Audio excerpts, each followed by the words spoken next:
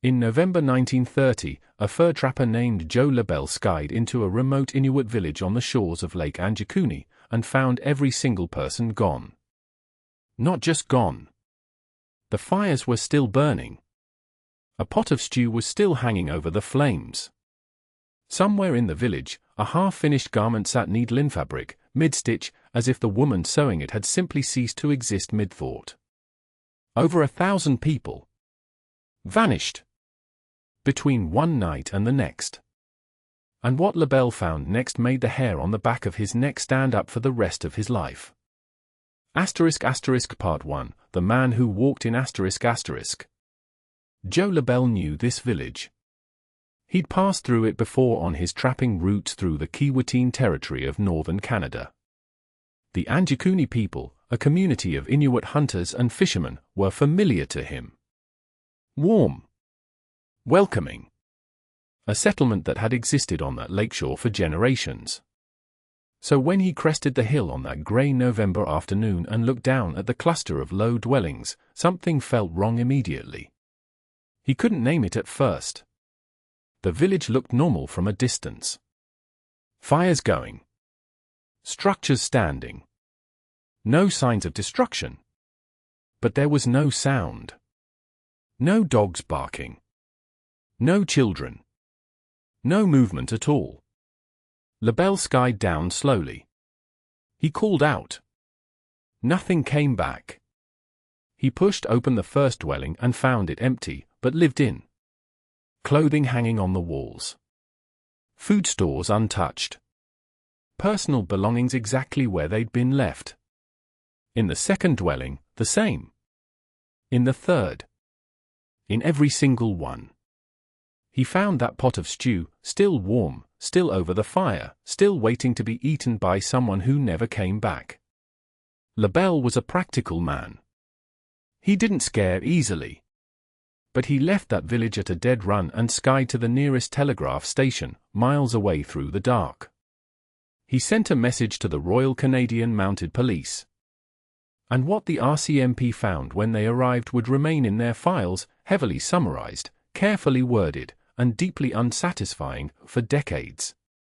Part 2, What the officers found. The RCMP arrived within days. They were thorough. They documented everything. Here is what the official record confirmed. The entire population of the village, estimated between 1,200 and 2,000 people depending on the source, was gone. Every man, woman, child, and elder. The food supplies were intact. In an environment where survival depended on every calorie, no one had taken their stores. Their rifles were still there. In Arctic conditions, leaving your rifle behind isn't forgetfulness. It's incomprehensible. The clothing was still there. Winter clothing. The kind you cannot survive without. Left behind in a place where temperatures would soon drop to -40. And then one of the officers found the graves.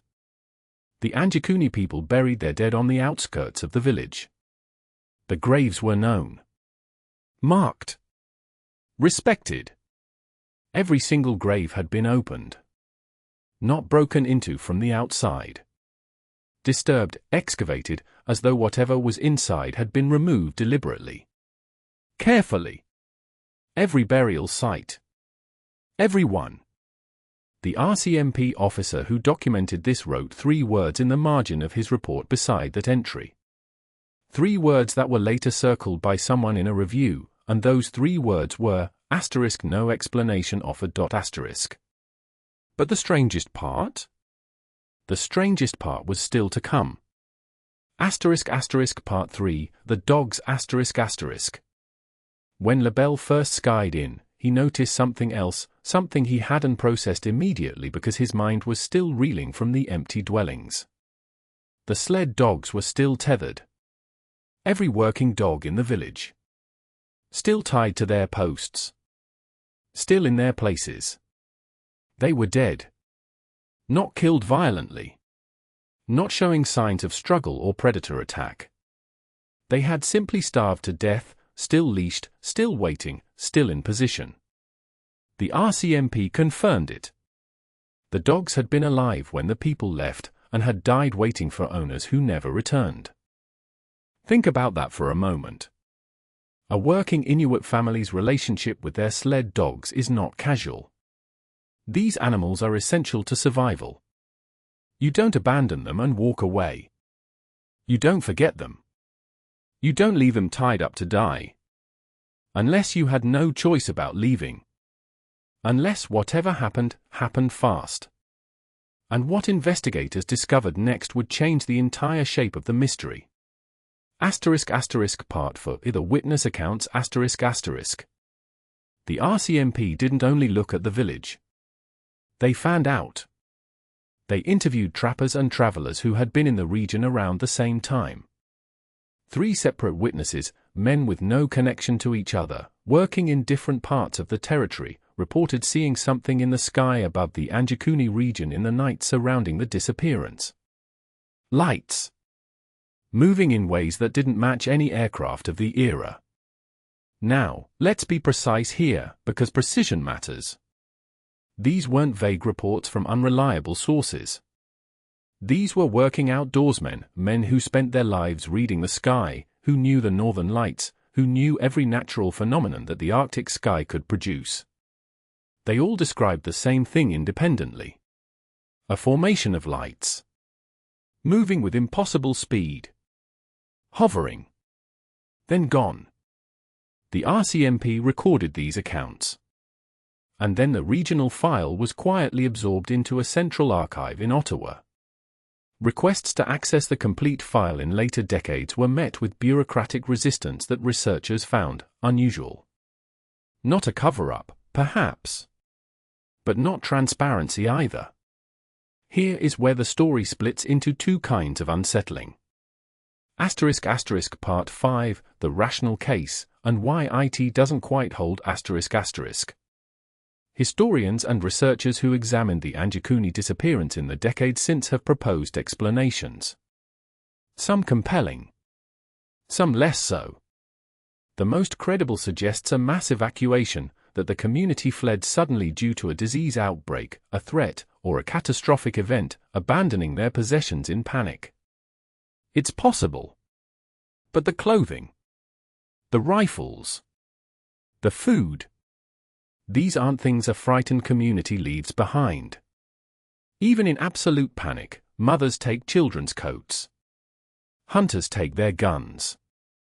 Someone takes the food. Another theory, the entire account was exaggerated, or even fabricated, by Lebel and repeated by journalists who sensationalized it in the months that followed. The Halifax Herald ran the story and, like most newspapers of the era, wasn't famous for restraint. This theory has merit. Some researchers argue the RCMP files show a much smaller settlement and a more mundane explanation. But here is what that theory cannot easily address. The graves. The opened, emptied graves appear in the official RCMP documentation. That detail didn't come from Joe Lebel. That detail came from the officers. And nobody, not a single researcher, not a single alternative explanation, has ever provided a satisfying account of why every burial site in that village was excavated. Not one. Part 6 What Lebel never forgot ***. Joe Lebel gave interviews in his later years. He was consistent. He never embellished. If anything, he seemed to want to understate the experience, as though talking about it in full gave it a power he didn't want it to have. In one interview, he was asked, what was the single detail that stayed with him most? Not the empty village. Not the warm fires. Not the open graves. It was the silence. He said the village was the most silent place he had ever been in his life. He'd been in the wilderness for decades. He knew the silence of empty places. This was different.